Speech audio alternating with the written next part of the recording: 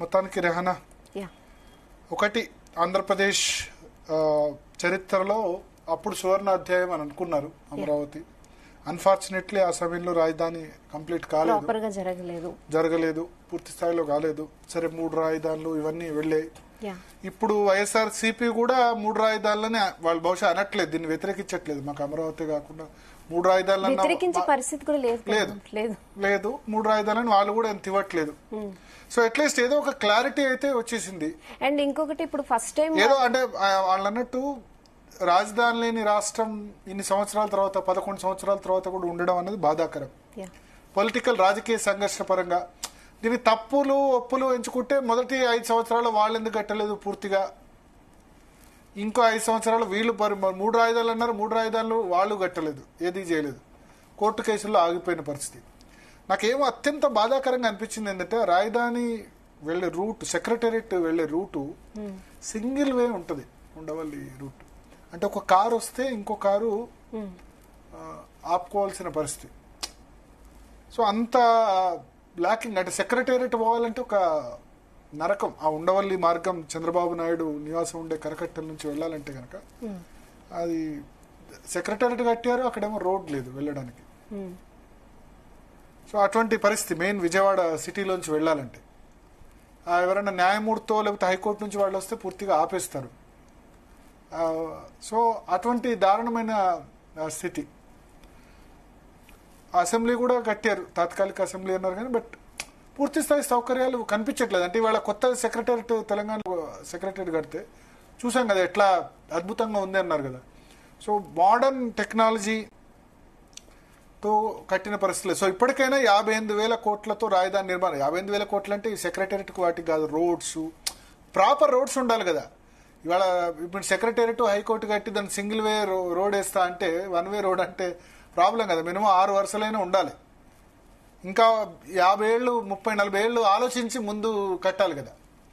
So ఏదేమైనా ఒక ఆంధ్రప్రదేశ్ చరిత్రలో మరొకసారి సువర్ణ అధ్యాయానికి లిఖించబోతుంది. ఈసారి ప్రాపర్గా టైమ్లీ కంప్లీషన్ అవుతుందని ఆశిద్దాం. ఇంకా 4 సంవత్సరాలు ఉంది కూటమి ప్రభుత్వానికి. 4 సంవత్సరాల లోపల మళ్ళీ కొత్త ప్రభుత్వం వచ్చి మళ్ళీ మనసు మార్చుకోకుండా వాళ్ళు ఆ విధంగా మీరు కట్టలేదు 5 సంవత్సరాలు ఏం చేశారు. వీళ్ళకి కూడా ఎక్స్పీరియన్స్ ఉంది కాబట్టి ఫస్ట్ టైం చేసిన తప్పు ఈసారి అయితే డెఫినెట్ గా రిపీట్ చేయకుండా జరగాలి. ఎందుకంటే ఆంధ్రప్రదేశ్ కు ఒక రాజధాని ఉండాలి, ప్రాపర్ రాజధాని ఉండాలి. పేరుకు ఏదో రాజధాని కాకుండా ప్రాపర్ రాజధాని పూర్తి స్థాయిలో. ఎందుకంటే ఇప్పుడు హైదరాబాద్ వల్ల మనం చూసాం, హైదరాబాద్ ఆదాయంతో మొత్తం తెలంగాణ బతుకుతున్న పరిస్థితి. మీకు రంగారెడ్డి జిల్లా దేశంలోనే అత్యంత తలసరి ఆదాయం కలిగిన జిల్లా రంగారెడ్డి జిల్లా. ఈవెన్ ఢిల్లీ, ముంబై కూడా కాదు. అంటే ఉమ్మడి రంగారెడ్డి జిల్లా ఏదైతే ఉందో highest per capital income in the country. Because Khajaguda, Nanakramguda, Kokapet ఇవన్నీ రిచెస్ట్ పర్సన్స్ ఉండేది. సో పర్ క్యాపిటల్ ఇన్కమ్ అత్యంత ఎక్కువ ఉంది. చెన్నైలో లేదు, బెంగళూరులో లేదు, అక్కడ లేదు. సో దానివల్ల తెలంగాణ అంతటా కూడా సర్ప్లస్ రెవెన్యూ వల్ల ఇన్ని వెల్ఫేర్ స్కీమ్స్ ఇంప్లిమెంట్ చేసు. కానీ అక్కడ విజయవాడ, గుంటూరు మీరు అన్నట్టు ఇంత చదువుకున్నా సరే, ఇంజనీరింగ్ ఎంత పెద్ద చదువుకున్నా మళ్ళీ ఉద్యోగానికి హైదరాబాద్ రావాలి.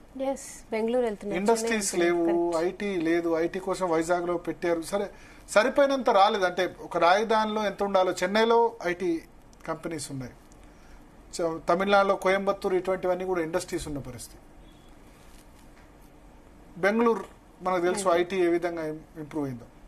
రియల్ ఎస్టేట్ పరంగా అయినా అది రియల్ ఎస్టేటు లేదు, ఇండస్ట్రీ లేదు, ఐటీ లేదు, ఏమీ లేదు.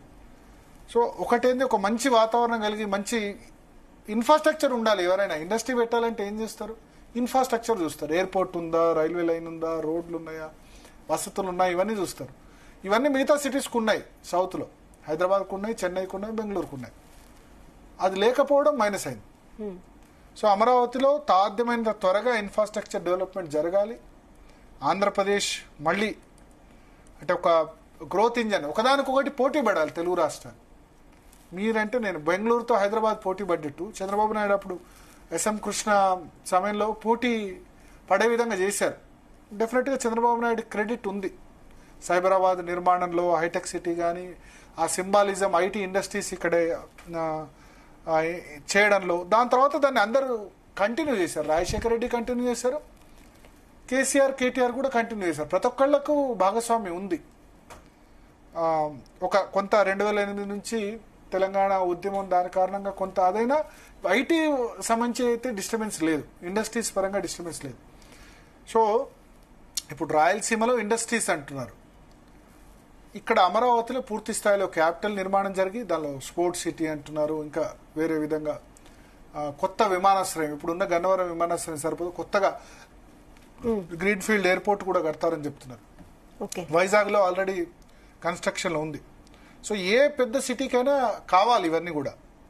సో రేపు నరేంద్ర మోడీ శంకుస్థాపన చేయడమే కాకుండా ఆయన కూడా కొంత దీనికి పూర్తి స్థాయిలో కొత్త రాజధాని నిర్మాణానికి ఆయన సహకరిస్తారు. కేంద్ర ప్రభుత్వం కూడా పూర్తిగా, ఎందుకంటే టీడీపీ మీద ఇప్పుడు డిపెండ్ అయి ఉంది కాబట్టి పోయినసారిలా కాకుండా ఈసారి పూర్తి స్థాయి రాజధాని నిర్మాణం జరుగుతుంది. ఆ రాజధాని నిర్మాణం విత్ ఇన్ టైమ్ లైన్లో కంప్లీట్ కావాలని మనం కూడా ఆశిద్దాం. Yes. Okay, Bharat. Thank you so much for your interesting analysis. So